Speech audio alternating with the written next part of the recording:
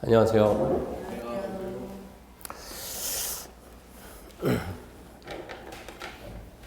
자, 오늘 해야 될 게 우리가 부동산 공법입니다. 부동산 공법이고, 제가 여러분과 1년 동안 같이 이제 공법을 강의하게 될 저는 이동희라고 합니다. 오늘은 첫날 수업이기 때문에 그 앞전에 공부했던 분도 있겠지만 처음 하신 분들은 부동산 공법이 뭔가 이 프린트 한 장 나갔죠. 그러니까 프린트를 통해 가지고 부동산 공법이 뭔가를 알고, 물론 프린트에 있는 내용도 시험 문제는 다 나옵니다. 공법이 뭔가를 좀 알고 어떻게 공부해야 될까 방향을 좀 잡고 시작을 합시다. 책보다도 프린트를 좀 봐보세요.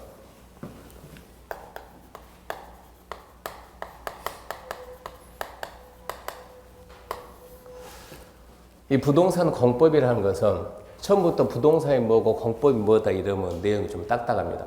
그래서 제가 여러분들이 나중에 이 시험 준비해서 합격하게 되면 실제 이제 업을 하겠죠. 저도 이 실무를 좀 했거든요. 실무하면서 제가 겪었던 사례 중에서 거기 있는 그 사례가 가장 적합할 것 같아요. 그래서 그 사례를 통해 가지고 공법이 뭔가를 좀 생각을 한번 해보고, 이게 왜 시험 범위에 공법이 왜 필요하고 합격에 어떠한 영향을 미치는가 한번 생각해보고 시작합시다.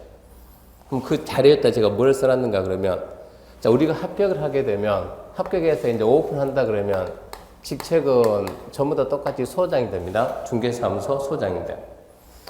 우리가 오픈했는데 중개의뢰인이 왔습니다. 중개의뢰인이 와가지고, 제가 옛날에 이게 있었던 얘기인데, 의뢰인이 와가지고 저한테 뭐라 하냐 그러면 샤시 공장을 건축하겠다고, 자기가 샤시 공장을 건축할 때니까 적합한 땅을 좀 찾아달라 그래요.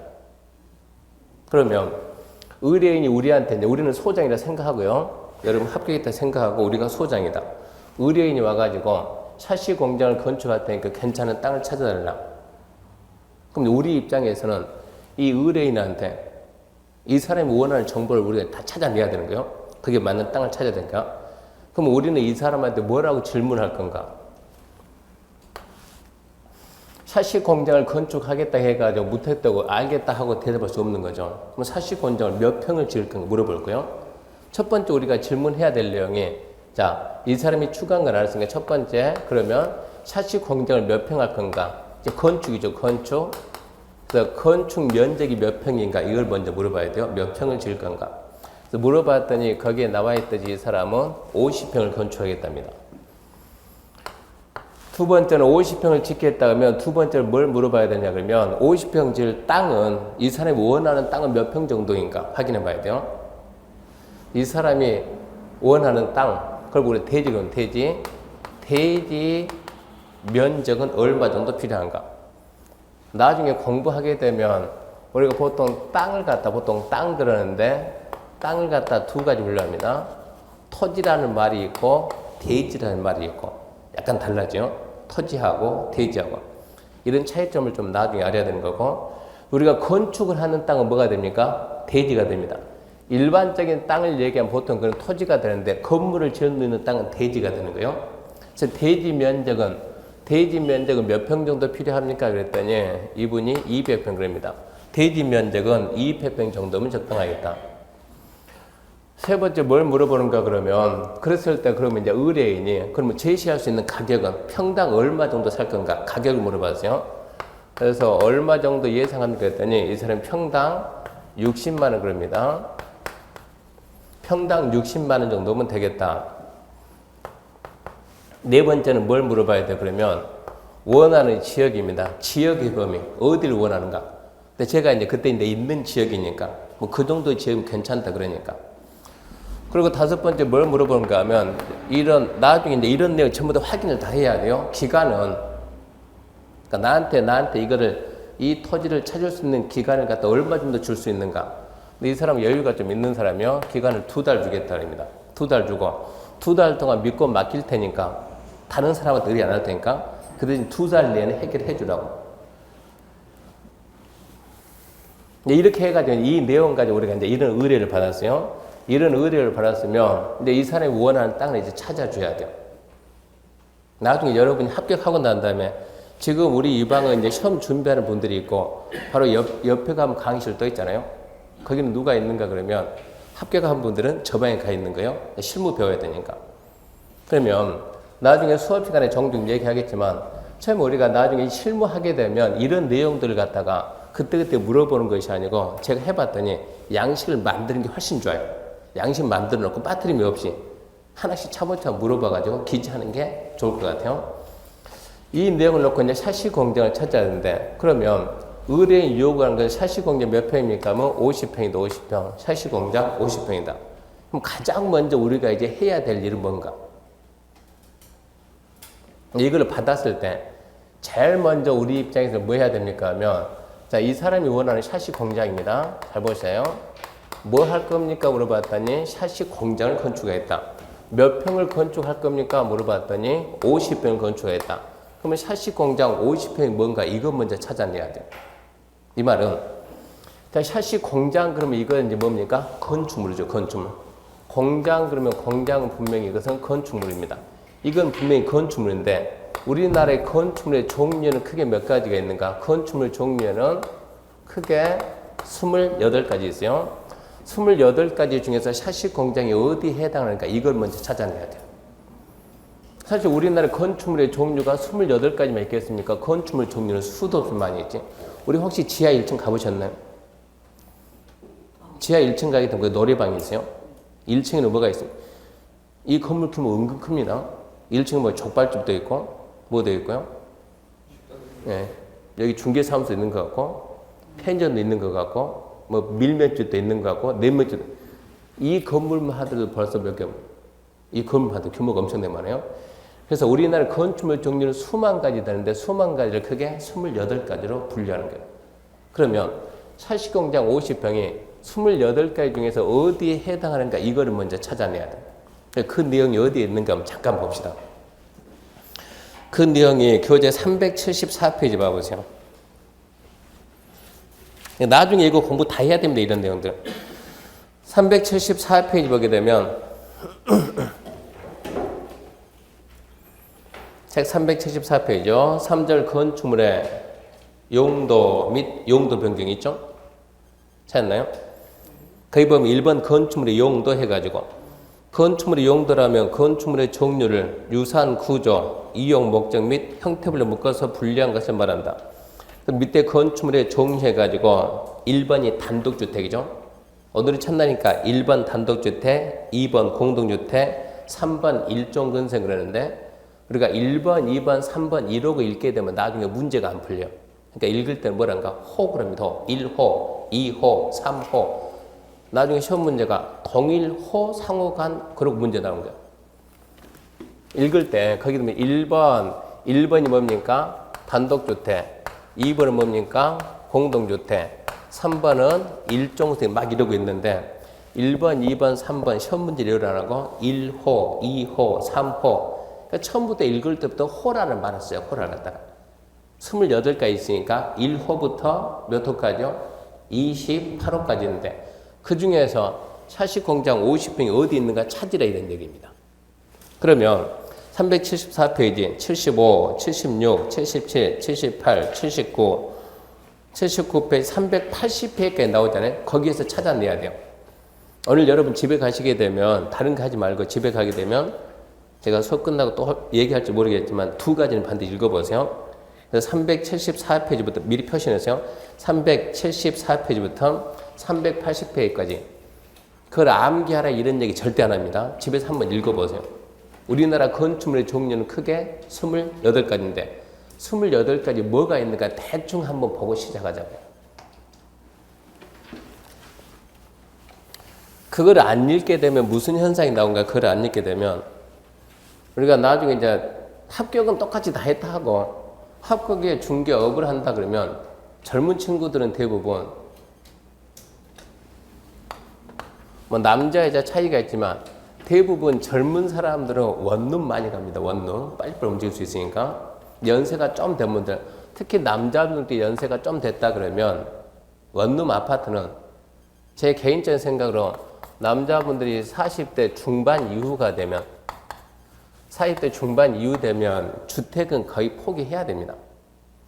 아파트 매매를 하려고 하는데 40대 중반 돼가지고 저도 40대 중반에 넘었어요. 이 얼굴을 들이대고 띵동 누르게 되면 문 열어줍니까? 안 열어줘요. 그러니까 대부분 남자분들은 아니 방법이 없어요. 지금 구조가 다 가고 있어요.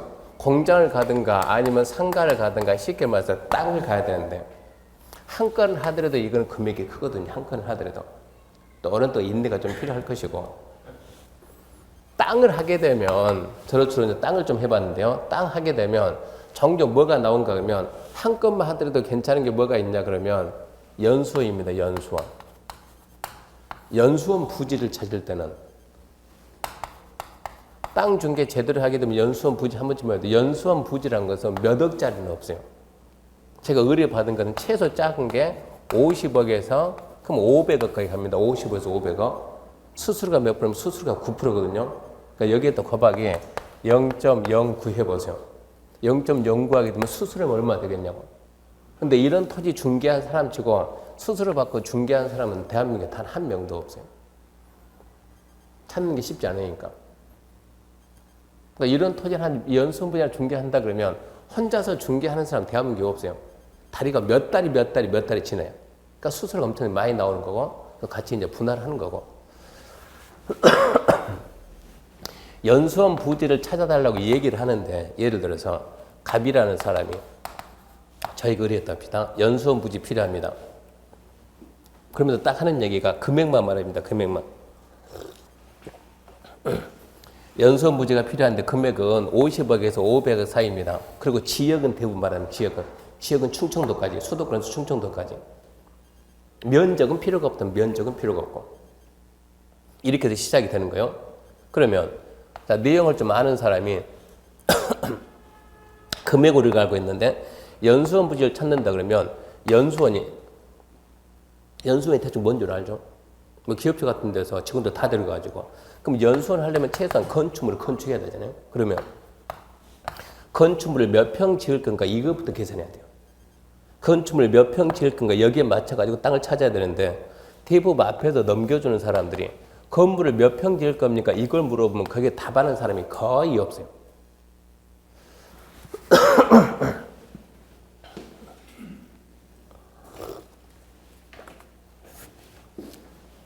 물어보면 제가 건물을 몇 평 지을 겁니까? 이러고 묻게 되면 이 사람 보니까 그 앞에 잠시만요 해가지고 또 다시 물어보고 몇 바퀴 돌아 들어오는 거예요. 그러니까 이거를 갖다 연수원 부지가 나오게 되면 이걸 물건을 제대로 받아 놓은 사람이 없다는 얘기입니다. 그러니까 앞에다 묻고 또 묻고 왜 이게 필요하냐 그러면 연수원 부지를 지으려면 좀 이따 설명했지만 연수원 부지는 최소한 뭐가 들어가냐.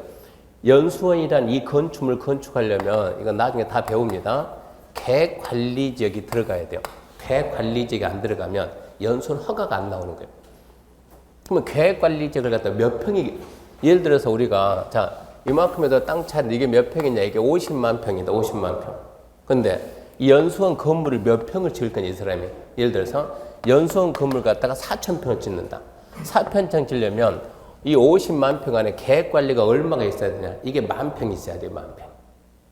이 중에서 일부가 얼마 이게 1만 평이 계획관리가 있어야 되는데 연수원 부지 찾는다 지역은 알고 금액만 얘기하고 몇 평 지을 건가 이거를 모르기 때문에 물어보게 되면 답을 제대로 못하니까 땅을 찾을 수가 없는 거예요. 금액이 너무 크니까 이건 좀 허황되고 대부분 포기도 많이 하는 거예요.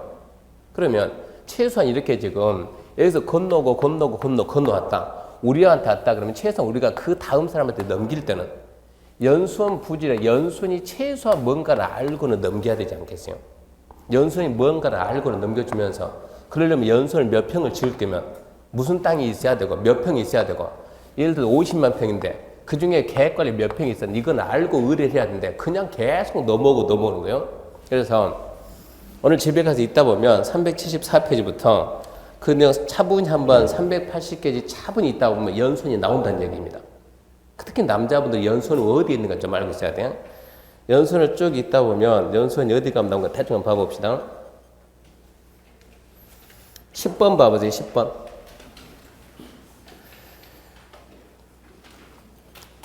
377페이지 10번 보면 교육연구시설 있죠. 교육연구시설에 마번 보면 연수원 나오죠. 그럼 연수원은 어디에 있습니까? 교육연구에 있습니다. 그러면 교육연구의 연수원이 건축이 가능한 땅이 어딘가 이거 우리가 찾아내야 되는 거예요. 이런 게 하는 게 우리 공법이 되는 거예요.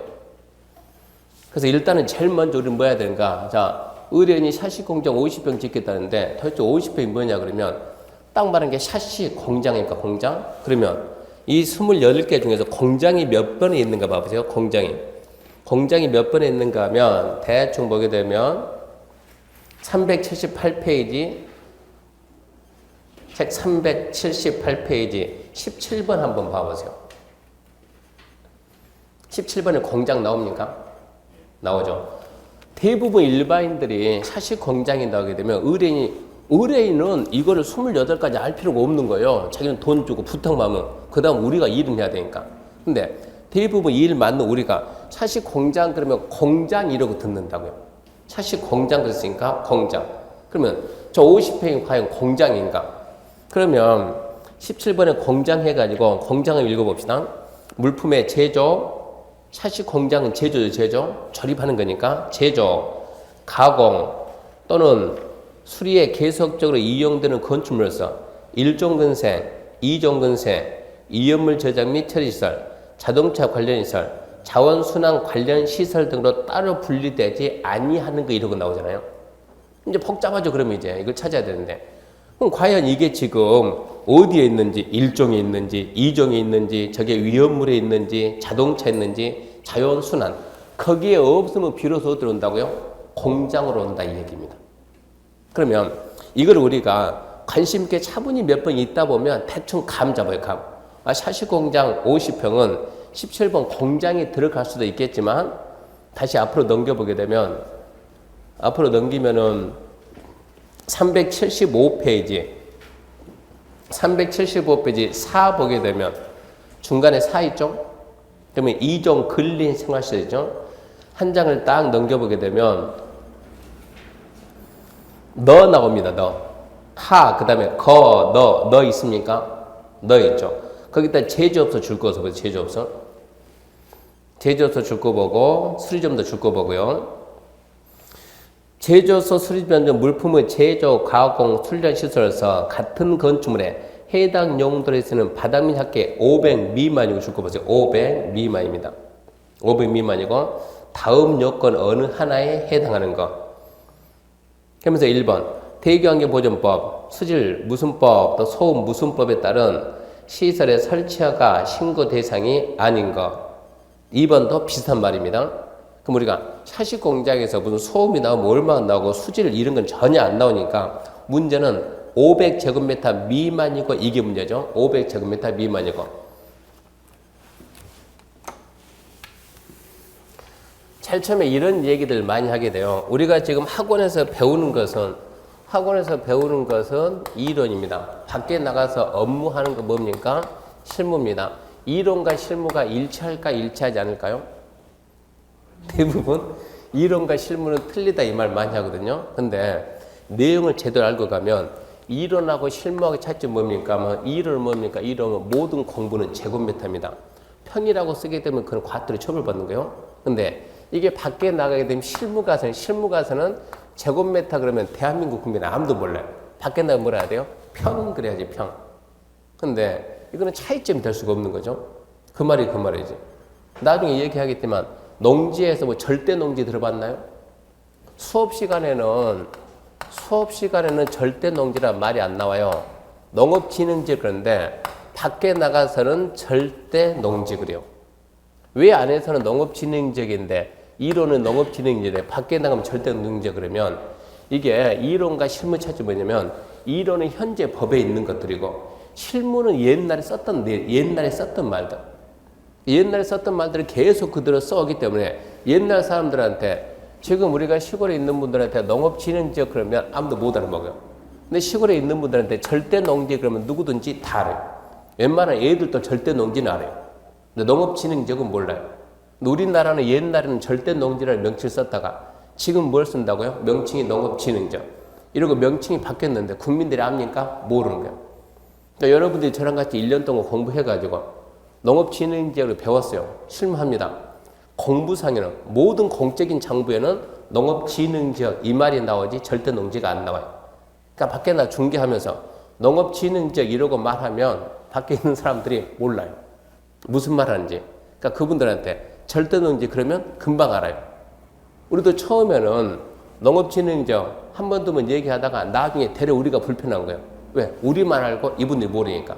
그러니까 우리도 나중에는 저절로 뭐로 바뀌어요? 절대 농지 이러고 바뀌는 거예요. 공부에는 뭐라고 나왔어요? 농업진흥지역 이러고 나오는 거예요. 이런 게 이론하고 실무니까 이론하고 실무는 절대 차이가 날 수가 없는 거예요. 이론은 현재 법에 있는 것들이고 실무는 옛날에 썼던 명칭들이고 그러니까 절대 차이는 없다는 걸 좀 알아주시고 그럼 여기에서 먼저 뭐 해야 되냐 그러면 저게 지금 50평을 갖다가 빨리 뭐로 바꿔놔야 돼요? 제곱미터로 바꿔야 돼 이제. 방금 얘기했죠. 제조업소가 500제곱미터 미만이면 뭐가 되고요? 2종 근생이고 500 이상이면 공장이 되니까 2종 근생인지 공장인지 뭔지 해야 되니까 그러면 평을 갖다가 빨리 뭐로 바꿔야 돼요? 제곱미터 바꿔야 돼요. 그럼 평을 제곱미터 바뀌는 것은 한 장만 넘겨봅시다. 프린트 한 장 넘겨보면 프린트 3페이지 가서 보면 그런 말 나오면 3페이지. 3페이지 저기 하단쯤 보면 참고해가지고 평수 계산 방법이 있죠. 이 프린트 안 받았나요, 이거? 네. 프린트 3페이지 보면 평수 계산 방법 해가지고 제곱미터를 갖다가 평으로 바꾸려면 1제곱미터는 몇 평이라고요? 0.30 그만큼 되잖아요. 한 평은 몇 점이었다고? 3.3이고 보통 우리가 3.3, 3.4 하잖아요. 정확한 3.3058인데 그러니까 여기다 간단하게 그냥 길게 하지 말고 3.3만 합시다. 3.3만 그러면 이게 이제 제곱미터니까 얼마 됩니까? 50은? 355, 355 간단하게 165제곱미터입니다. 의뢰인이 필요한 사시공제가 얼마입니까? 165죠. 그럼 165는 얘는 의뢰인은 뭐라고 말했지만 공장이라고 말했지만 우리가 봤을 때는 공장이 아니야. 얘는 공장이 아니고 뭐라 됐습니까? 2종 근생입니다. 2종 근생에서 명칭은 뭐가 됩니까? 하면 제조업입니다. 2종 근생에서 제조업이다. 이걸 먼저 판단해야 돼요.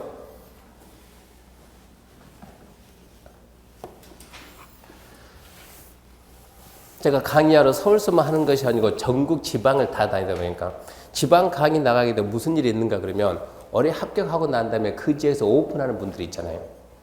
그럼 작년에 저한테 수업 들었으니까 알 거 아닙니까? 제가 그 지역에 또 나가게 되면 식사도 합시다 그런 얘기 하거든요. 근데 간혹 가다 그 중개사무소 가게 되면 중개사무소 가가지고 그분들하고 얘기하게 되면 하루에 한 가지는 꼭 배워와요. 한 사무소에 갔더니 손님이 딱 들어옵니다. 손님이 들어오니까 저는 조용히 그분이 어떻게 중개하는 거 어떻게 받는가 조용히 보는 거예요. 근데 이분이 뭐라 하냐 그러면 와가지고 내가 이래 가지고 내가 뭐 했냐 카센터를 했는데 장사가 좀 잘 된다 잘 되고 기간이 만료되니까 주인이 나가라고 한다 이제 자기가 직접 하려고. 근데 나도 이제 웬만큼 돈을 벌었으니까 내가 나와가지고 내가 돈 벌었으니까 옛날에는 돈이 없으니까 남의 가게 빌렸는데 이제 돈이 있으니까 내가 직접 뭐 어쩐다고요? 땅을 사가지고 조금만 우리가 주변에 카센터 조그만 데 보면 카센터도 있고 방도 같이 있죠. 그리고 사람 돈 벌었으니까 내가 땅 사가지고 카센터도 건축을 하고 내가 내 집도 건축을 하겠다. 두 가지 건축할 때니까 괜찮은 땅을 찾아달라. 몇 평 필요합니까? 카센터는 차를 대야 되니까 200평을 하고 뭐 건물이야 30평만 지으면 되지 않겠습니까? 거기에 맞춰서 카센터 할 수 있는 땅은 200평 얘기하고 그리고 거기다 이제 카센터 할 수 있는 이제 조금만 지으면 되는 거고 내 집은 30평 정도면 되니까 두 가지 땅을 찾아달라. 이래서 보낸 거예요. 받고 보내고 난 다음에 갔습니다. 가고 난 다음에 앉아있으니까 그분이 물론 경험 많잖아요. 조용히 있다가 저보고 제가 앉아있으니까 저는 궁금한 게 있는데 뭔데요? 카센터가 뭐예요? 이러고 물어보는 거예요. 중개업 해야 되는데 땅 해야 되는데 카센터가 뭐예요? 그러니까 아니 카센터 모르냐고. 카센터 뭡니까? 아 차고치지. 농담 삼아 그러니까 그분은 그러지 말고 알려주라고. 아니 카센터가 뭐냐고. 문제는 카센터를 갖다 하기 위해서는 카센터 하려면 건물이 있어요. 건물이. 그러면 카센터가 28가지 중에 어디에 들어가냐는 얘기요. 그러면 집에 아까처럼 374부터 380까지 밤새 읽어도 카센터가 안 나온다는 얘기입니다. 읽어봤자. 건축물의 종류가 수만 가지를 갖다 무슨 수로 법에다 다 쓰겠습니까? 다 못 쓰니까 항상 기타 이와 유사한 거. 기타 이하 유사한 거. 그러면 제가 왜 아까 거기에다가 지금 그 이종 근성의 376페이지 보면 376페이지 아까 너 있잖아요. 너에다가 제조업성 한 밑줄 끄버려 그랬죠. 바로 옆에 뭐가 있습니까? 수리점줄 수리점. 카센터가 뭡니까? 이 규모만 보면 되는 거예요. 카센터가 폐수 배출이 많이 된다 그러면 규모에 관계없이 공장을 가야 돼요. 폐수 배출이 안 된다 그러면 카센터도 폐수가 나면 얼마나 나오겠습니까? 우리가 뭡니까? 거기 엔진을 갈아봤자 뭡니까? 탱크에다 다 집어넣으면 되는 건데. 그래서 그 정도 되면 뭐라고 합니까? 수리점입니다. 수리점. 그래서 이종 근성의 그것은 수리점입니다. 이거를 모르니까 의뢰는 해놓고 어떤 땅을 찾아야 할 때 못 찾는다 이런 얘기요. 그래서 시간 날 때마다 그 용도를 이거는 자꾸 읽어야 된다는 얘기입니다. 읽어야 되는데 대부분 여기 있는 내용들이 시험 문제에 나와요. 실제 시험에서. 시험 문제 나오는데 이걸 갖다 우리가 다 할 수는 없잖아요. 분량이 원체 많은데 학원에서 강의할 때는 일단은 시험 위주로 합니다. 시험 위주로. 이 28가지 시험에 나오니까 알려주는데 1호는 뭐가 필요하고 2호는 뭐 다 해주거든요. 그거 위주로만 공부해도 합격하는 데는 지장이 없습니다. 그래서 합격을 했어요. 그럼 그 다음에 어찌해야 돼요? 이제 읽어야 되는 거예요. 읽어야 되는데 그 다음부터는 기가 막히게 안 읽어요. 안 읽고 물어보는 게 빨라요. 전화해가지고. 그래서 이건 뭐죠? 근데 이제 합격했으면 처음에 물어본 것도 한두 번이지 그 다음부터 본인이 스스로 해야죠. 그래서 여러분들은 처음 시작할 때부터 지금은 어차피 이거 전부 다 봐야 되니까 시작할 때부터 처음에 한번 집에서 차분히 한번 읽어봅시다 이런 얘기요. 굳이 암기란 말 안 할 테니까. 그럼 단란주면 여기도 있고 저기도 있고 차이점이 있을 거예요. 한번 읽어보면 좋고요. 이렇게 해서 일단은 차시공장 50평은 이종 근생 제조업이다라는 걸 알았어요. 이제 이게 첫 번째. 그러면 두 번째로 뭐 해야 되는가? 제일 먼저 이제 샤시공장 50평은 건축물 종류를 알았다. 그러면 두 번째로 뭐 해야 되냐 그러면 우리나라 땅 종류입니다. 땅. 건축물의 종류는 28가지만 땅의 종류. 수업 시간에서는 땅 이 말하면 안 되는 거예요. 토지 그러는데 토지. 근데 밖에 나가면 전부 다 땅 그래요. 그래서 땅의 종류는 분류하는 방법에 따라 다양합니다. 우리가 지목으로 나누게 되면 28가지가 있고 종류는 아주 다양한데 본래 땅의 종류는 우리 공법에서 말하는 본래 땅의 종류가 뭡니까 하면 용도 지역입니다. 용도 지역. 전국에 있는 모든 땅은 크게 21가지로 분류합니다. 전국에 있는 모든 땅은 21가지인데 우리가 지목으로 본다 그러면 봐봐요. 지목이다 그러면 막 전, 답, 과수원 대부분 농지가 전, 답, 과수입니까? 밭이든가 농이든가 해가지고 근데 지목이 대도 있잖아요. 대. 우리가 앉아있는 이 땅은 지목이 뭡니까? 대죠. 대. 지목은 대입니다. 자 그러면 이것은 이제 밭이 되는 거고 농이 되는 거고 과수원 이런 걸 우리가 이 세 개를 통칭해서 이게 우리가 보통 농지가 되는데 이 지목이라고 하는 것은 지목은 현재 어떻게 이용되고 있는가 이걸 보는 것이지 지목은 필요하면 내 마음대로 바꿀 수 있어요 없어요? 지목은 필요하면 돈만 내면 내 마음대로 바꿀 수가 있는 거예요. 돈만 주면은 한 달에 저기 지금 산 있습니다. 산은 지목이 뭡니까? 임야죠. 내가 돈 주고 난 다음에 형질 변경하면 되는 거예요.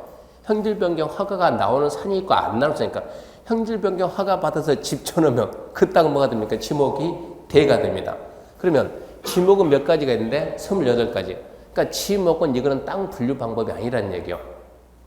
국가에서 분류하는 게 뭐라고요? 용도 지역. 그래서 땅 종류는 용도 지역만 합니다. 21가지. 그러면 21가지 용도 지역이 뭐가 있는가? 이게 어뢰 시험에도 이게 시험 문제입니다. 뭐가 있는 줄 알고 내용이 어떻게 되는 줄 아는 게 이걸 알아야 되는데 용도 지역을 좀 찾아봅시다. 용도 지역은 몇 페이지 있는가 그러면 교재 325페이지 봐보세요.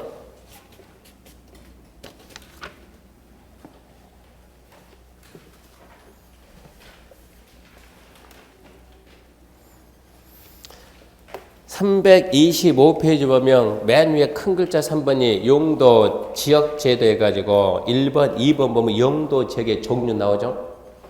자, 용도 지역의 종류 이거는 암기입니다. 이해가 아니고 암기예요. 조금 이따 말하겠지만 공법이라고 하는 것은 따로 없습니다. 공법은 국가가 국민들에게 자 국가에서 이렇게 할 테니까 국민들은 알고 따르라. 전국에 있는 모든 토지를 국가에서 자 이런 토지는 우리가 도시지역을 합니다. 그 읽어보면 인구와 산업이 밀집되거나 밀집이 예상되어 체계적인 개발, 정비, 관리, 보전이 필요하다. 인구와 산업이 밀집되어 있거나 밀집이 예상된다. 그게 어디입니까? 그러면 현재 우리가 앉아 있는 이런 데입니다. 이런 데는 인구와 산업이 밀집되어 있어요. 이런 지역을 우리는 뭐라고 하냐 그러면 도시지역. 그 용도지역을 암기 다 해야 돼요. 첫 번째 도시지역. 도시지역은 다시 어떻게 나누는가? 도시지역은 다시 거기 보게 되면 크게 네 가지 나눴죠. 첫 번째 뭐가 있습니까? 하면 주거지역이 있습니다. 주거지역. 우리가 있는 이 위치는 무슨 지역일까요? 우리가 있는 위치 정도다 그러면 뭐 상업지역 정도는 될 것 같기도 해요.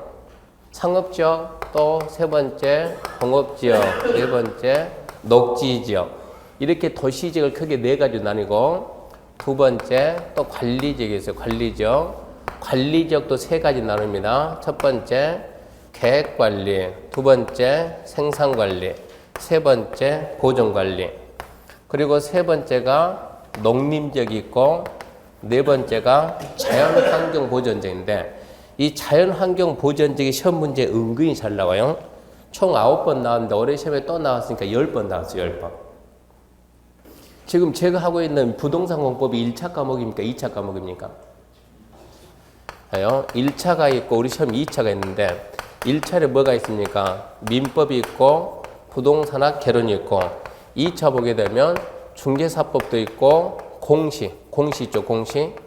공시하고 세법도 있고, 제가 하는 게 부동산 공법 그러는데, 이걸 갖다가 무슨 현상이 나오냐 그러면, 이건 1차, 2차 구분해야 되는데, 자, 나는 올해 1차만 하고 내년에 2차 해야 되겠다. 이렇게 해가지고 처음부터 1차만 딱 준비하는 분이 있어요. 그럼 무슨 현상이 나오는가? 이게 개론이 무슨 개론입니까? 부동산 학입니다. 부동산학. 부동산과 관련된 모든 현상은 다 들어가는 거예요. 여기 있는 내용들이 전부 다 일이 다 들어가요. 이렇게 여기 가서 보게 되면. 그러니까 개론에서는 매년 공법 문제가 작으면 2문제, 최고 많이 나올 때는 7문제까지 나오는 거예요. 근데 공법에 있는 내용을 개론 교수님이 설명해 줄 수가 없어요. 그런 시간적인 여유도 없고 공법도 배워야지. 그러니까 1차만 준비한다 하더라도 3월하고 4월까지는 2차를 좀 들어야 되는 거예요. 그래야 학교는 쉽게 나옵니다. 나머지는 뭐 얘는 민법은 민법, 중개사 법이거든요. 법이거든요. 남들은 전부 다 법인데 얘는 법이 아니고 개론이니까 얘는 한마디로 학문이에요. 학문. 얘 같은 경우 좀 추상적인 거고. 그러니까 밑에 내용 모르면 얘를 알기 어려우니까 3, 4월까지는 좀 듣고 해야 되는데, 그냥 1차만 한다고 아예 안 들으니까 올해 시험에 뭐가 나오는가? 2차까지 공부한 사람은 너무 쉬우는 거예요. 자연환경 보전제, 이게 시험 문제 답으로 나온 거예요. 그럼 한번 봐보세요. 자연환경 보전제. 자연환경 보전제 326페이지 봐보세요. 326페이지 맨 위에 4번 보면 자연환경 보전적, 자연환경, 수자원, 해안, 생태계 상선, 문화재 보전과 수산단의 보호, 육성에서 필요한 지역이다. 근데 이것은 시험에 잘 나오니까 수업에 강조를 많이 해요. 이거는 여러분이 써야 됩니다. 시험 문제 나오는 형태가 두 가지입니다. 거기 있는 말을 그대로 써놓고, 자, 봐보세요. 자연환경, 수자원, 해안, 생태계, 상선, 문화재 보전과 수산자원의 보호, 육성 등을 위해서 필요한 지역을 자연환경 보전지역이라 한다. 옵니까? 했습니까? 그럼 오 그래야죠. 오. 다시. 자연환경, 수자원, 해안, 생태계, 상선, 문화재 보전과 수산자원의 보호, 육성 등을 위해서 필요한 지역을 수산자원 보호구역이라 한다. 옵니까? 했습니까? X죠. 첫 번째 시험 문제가 그거예요. 첫 번째 시험 문제가. 근데 그게 지금 이번까지 7번 났어요. 7번. 두 번째 시험 문제는 이러고 나옵니다. 자연환경 보전적 지정 목적이 아닌 것은 1번 자연환경 보전, 2번 수자원 보전, 3번 해안 보전, 4번 생태계 보전, 5번 토양 보전. 그럼 뭐가 없어요? 토양 보전. 시험 문제가 그러고 나면 어떻게 풀 겁니까? 방법이 없죠. 그래서 어째야 된다고요? 써야 된다고. 이것은 몇 번이고 반복해서 써봐야 돼요. 출제자가 그러고 시험 문제를 내겠다 그러면 우리는 거기에 맞춰서 준비를 하면 되니까 그렇게 해야 되는데, 올해 시험에는 뭐라고 나왔냐 그러면 자연환경 보전 지역이란, 잘 봐보세요. 자연환경 보전 지역이란 도시지역 안에 자연환경, 수자원, 해안, 생태계, 상선, 문화재 보존과 수산자의 보호, 육성에서 필요한 지역이다. 뭡니까 있습니까? X. 그래가지고 여기 가서 답이 나오고요. 답이. 근데 1차만 공부한 사람들은 무슨 말인지 도대체 못 알아먹어요. 2차까지 같이 한 사람들은 보너스. 왜 자연환경 보존지역이 도시지역 안에서 나오냐? 도시지역 안에서는 주, 상, 공, 녹 4개밖에 없는데 이런 문제도 나온다는 얘기요. 그러니까 용도죠. 이것은 시험 문제는 반드시 어려운 것만 내지는 않아요. 항상 우리 시험은 3대, 4대, 3입니다. 아예 정해놨습니다. 상, 중, 하 해가지고 3, 4, 3으로 낸다. 이렇게 해가지고. 그러다 보니까는 지금 여기 있는 용도적 28가지는, 이 21가지는 중개사 시험을 떠나가지고 최소한 우리나라에서 부동산과 관련된 뭘 한다 그러면 부동산 관련된 하여튼 뭘 하든 간에 이 부분을 알고 시작을 해야 되는 거예요. 전국의 땅이 어떻게 돼 있다는 걸 기본적으로 알고. 그러니까 오늘 집에 가게 되면 방법 없죠. 집에 가게 되면 325페이지, 326페이지에는 그 명칭을 다 쓰려고 하지 말고 다 쓰면 팔이 인대 늘어나니까. 나중 가면 수업 시간에 숙제 많이 내죠. 숙제. 다 쓸 시간이 없으니까 최소한 여기 이게 지금 도시적, 관리적, 농림적, 자연환경 보존적. 처음에는 써놓고 몇 번 읽어보는 거예요. 도시, 관리, 농림, 자연환경. 나중 가게 되면 도, 관, 농, 자 그럽니다. 다니까 도, 관, 농, 자. 몇 번 써보고 나중 가게 되면 주, 상, 공, 녹 그래요. 주거지역이 다시 세우면 됩니다. 주거지역이 제1종 전용 주거지역, 2종 전용 주거지역, 1종 일반 주거지역, 2종 일반 주거지역, 3종 일반 주거지역, 그리고 준주거지역 이렇게 해서 주거지역이 6개로 분류가 돼요.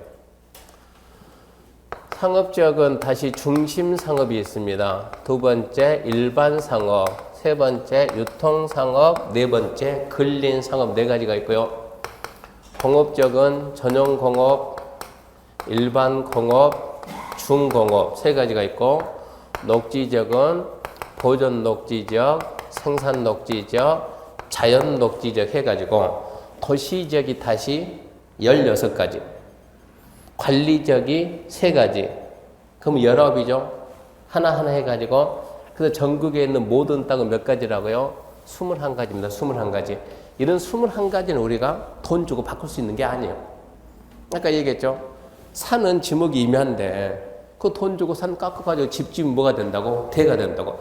지목은 바꿀 수가 있지만 용도 지역은 우리가 바꾸는 게 아니에요. 국가에서 이렇게 쓰기로 정해놨다는 얘기입니다.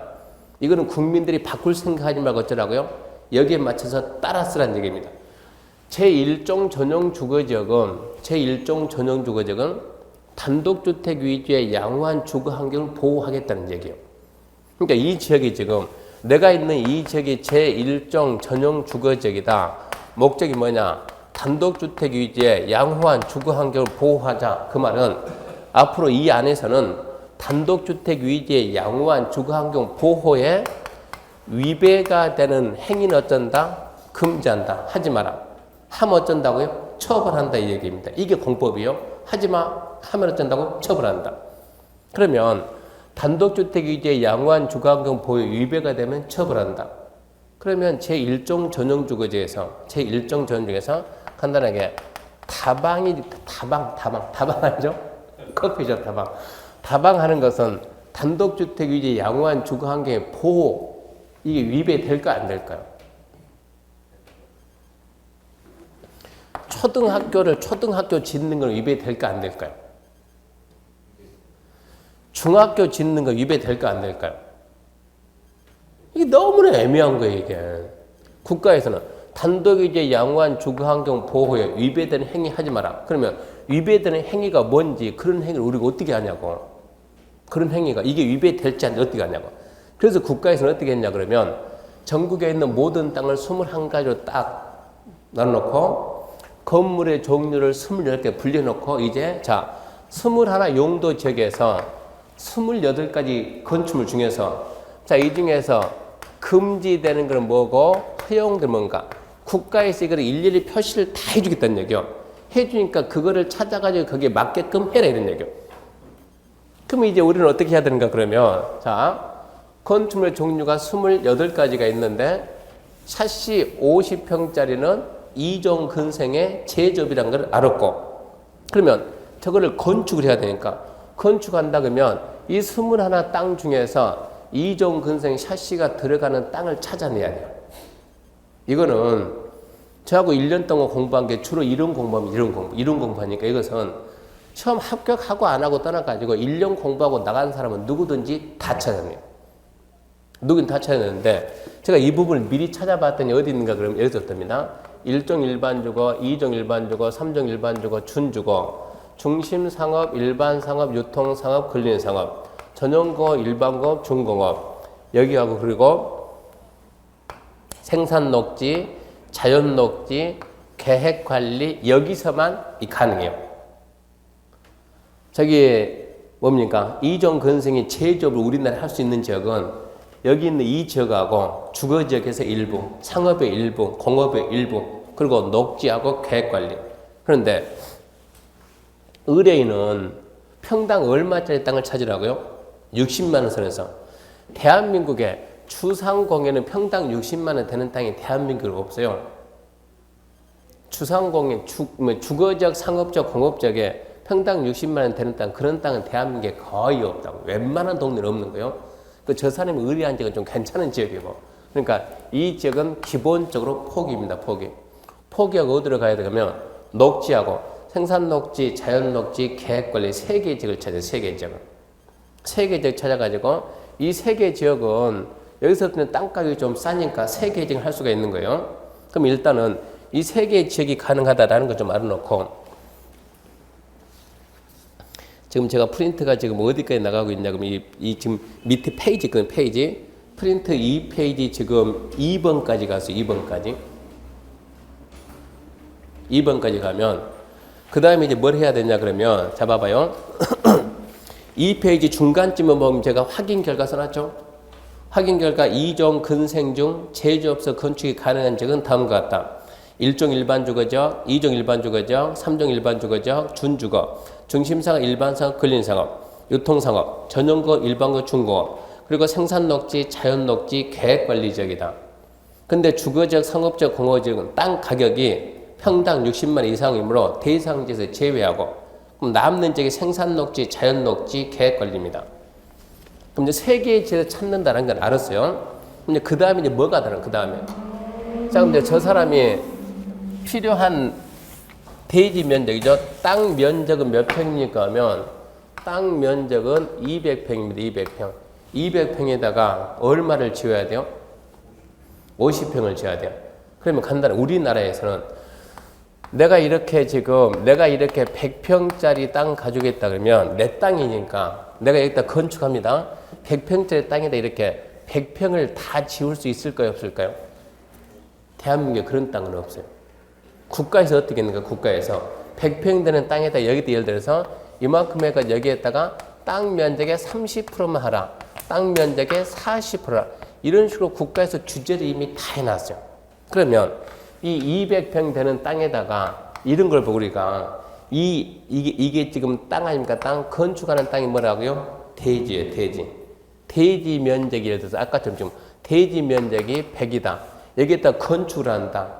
30평짜리. 그럼 이걸 보고 우리가 건축 면적이 30평이다. 대지 면적에 대한 건축 면적의 비율입니다. 이걸 하게 되면 이거 한 0.3, 0.3 이걸 보고 우리가 30% 해가지고 이런 걸 보고 우리가 건폐율 그래요. 건폐율을 법에서 이미 저기에다 다 정해놨어요. 건폐율. 그러면 200평 되는 대지에다가 건폐율 얼마를 해가지고 40평 되는 건물을 찾아내야 돼요. 건물을 지어야 돼요. 그러면 건폐율이 최소한 얼마 나오는가?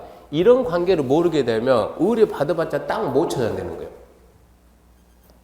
그럼 200평에 건폐율이 최소 얼마 돼야 400평이 나옵니까? 그러면 이게 아마 건폐율이 25%, 0.25면 될 거예요. 0.25면 되는데 건폐율이 어떻게 돼 있는가 그러면 한번 봐보세요. 건폐율이 주거적 건폐율이 줄여가지고 5 그러면 50%.